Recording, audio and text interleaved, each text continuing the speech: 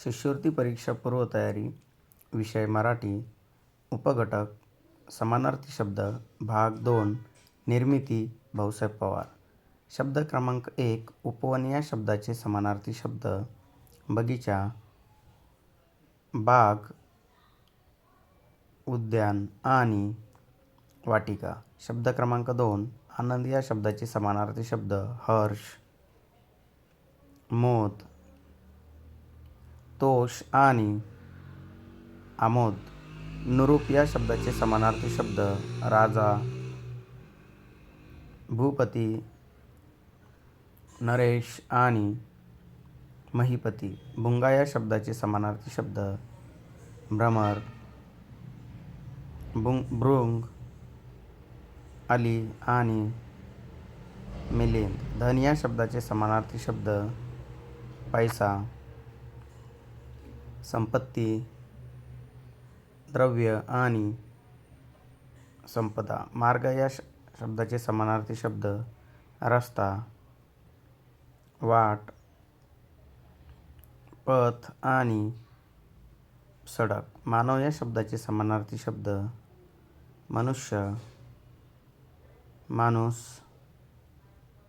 नर आणि मनुज. मित्र या शब्दाचे समानार्थी शब्द दोस्त, सवंगडी, सोबती आणि स्नेही. सूर्य या शब्दाचे समानार्थी शब्द रवी, भास्कर, भानू आणि दिनकर. आदित्य या शब्दाचे समानार्थी शब्द सविता, दिनमणी, मित्र आणि वासरमणी. युद्ध या शब्दाचे समानार्थी शब्द संग्राम, समर, संगर आणि लढाई. स्त्री या शब्दाचे समानार्थी शब्द महिला, वनिता, नारी आणि ललना. हाती या शब्दाचे समानार्थी शब्द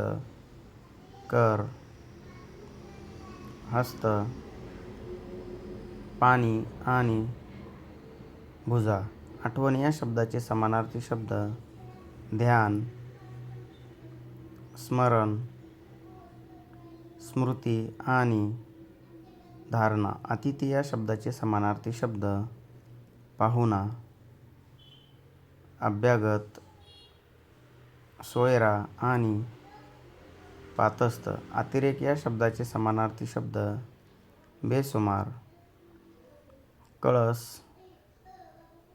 पराकाष्ठा आणि अमर्याद. अत्यंत या शब्दाचे समानार्थी शब्द असंख्य, अगणित, पुष्कळ आणि अफाट. अधिपती या शब्दाचे समानार्थी शब्द स्वामी, धनी, मालक आणि अधीश. अधू या शब्दाचे समानार्थी शब्द कुरूप, पंगू,